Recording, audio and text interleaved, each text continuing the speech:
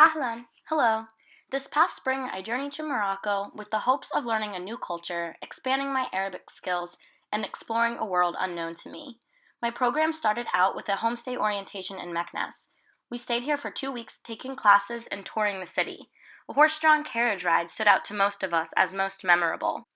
While in Meknes, all 27 of us in my program spent an afternoon together in one of the program's host families' homes. The mother and her young son taught us how to cook milawi and prepare traditional mint tea. Throughout the demonstration, each of us got the chance to get henna done. My friend Peter got a more masculine design. Henna is typically a tradition for Moroccan women, not men. My best friend abroad, Alicia, got her henna done right before me, our first henna of the semester. Each of the food items on the table has a symbolic meaning in Moroccan tradition. Moroccans also love eating halawiyat, sweets, with their super sugary mint tea. My host family in Meknes only spoke the local Darija and some Fusha, so communicating was difficult. We spent long hours together, always eating. Our grandmother would continue to offer us more tagine until we sighed, "Shebet, I'm full." Her cooking was amazing, though. Moroccans eat communally and without utensils. Each day, during orientation, we would come home and try and tell our family what we accomplished at school. We took a day trip to Fez, which thrilled my family. They wanted to see pictures and talk about everything we saw. I took this picture of my henna to show my family, and they pronounced it Zwina, beautiful. The sparkles are just for show. When we all moved to Rabat, the capital, I was pleasantly surprised with my new host brother, Soufiane.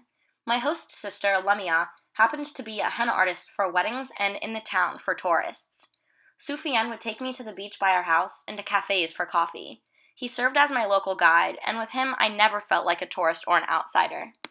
On the beach, Soufiane and I spent time collecting as many orange shells as we could find. The Atlantic is gorgeous on its African coast. We found hermit crabs and anemones, too. Although Soufiane spoke English, he never quite knew the proper terms for beach-related things, like shells even, and I didn't know them in Arabic. Communicating was a fun puzzle at times. Little Miriam, Soufiane's niece, often came to the family home to spend time with her grandmother. She was quite possibly my favorite family member. Like me, she was always dancing and being silly. She loved getting henna too, from both her mom, Rabab, and her aunt. I loved taking her out on walks with me and Souf. As always, covered in henna, Alicia and I got matching silver bracelets personally engraved in the Medina. Soufiane came to the shop to help us place our order. The outside says, Inshallah, God willing, and the inside says, Alhamdulillah, thanks God. Thank God we met each other, and God willing we'll meet again. I never take mine off. Soufiane made it his personal mission to ensure that I always had a fresh henna design. His sister did this design for me, free of charge, as usual. Having a design on the ring finger is supposed to bring marriage. The family joked about me and Soufiane getting married. His mother gave me a silver bangle, and he gave me his thinner silver bracelet as well. School hosted a Moroccan wedding so that we could all enjoy the lavish and extravagant traditions typical of Moroccan wedding celebrations.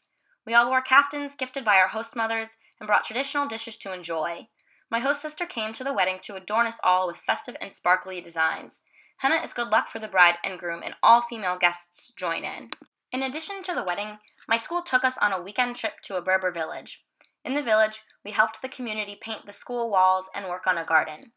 Halfway through, I met this adorable 2-year-old, Si Mohammed. We fell in love.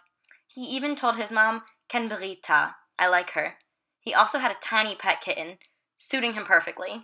That same evening, after a terribly sad parting with little Simo, I was surprised when my host mother for the weekend invited Simo and his mother over for henna.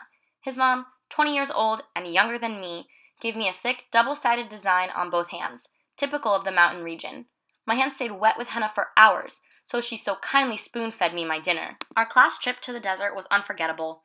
All 27 of us wrapped up in scarves to protect ourselves from sand and the heat. The bus ride to the desert was a grueling 12 hours, but worth it. The endless golden dunes were stunning to see, as we rode camels through the winding desert during the sunset. The local camel herders served as great new friends as well. As a contrast to the desert, I went on a weekend trip to Marrakesh with a few of my friends. Marrakesh, so big and bustling, had a different feel to it than Rabat. We visited the Jardin Majorelle, and I actually cried as this picture was taken. I love cacti. Where on earth could you possibly see more cacti? The beauty stunned me. Less stunning was an encounter I had with an elderly henna artist in the Medina Square. At first, so kind and intrigued by my Arabic skills, this local woman roped me into getting a design from her. I had no option to decline. After, she charged me 200 dirhams, exorbitant, considering my sister always gave me henna for free. On weekends where we didn't travel, Sufyan would take me to local spots like the zoo or the exotic gardens. A few times we made a trip to Skhirat, a nicer beach we visited by train. Our last trip to Skhirat, Alicia and I donned our special flowy pants and woven Berber hats we purchased in Marrakesh. We looked ridiculous. Aside from the natural beauty around us, the beauty of Moroccan cuisine never fails to entice me. Kefta, ground beef, always a favorite. I even tried goat while on a weekend trip. Moroccans love to use vegetables in their cooking. My mom knew how much I love matisha, tomatoes, and always gave me a heaping plateful. On weekdays between classes, Sufyan and I would walk to the beach and through the old part of Rabat, Udaya. In Udaya, the walls are all painted a gorgeous blue, overlooking the Atlantic. This is where Sufyan's older sister Lemia would meet with tourists offering henna to them.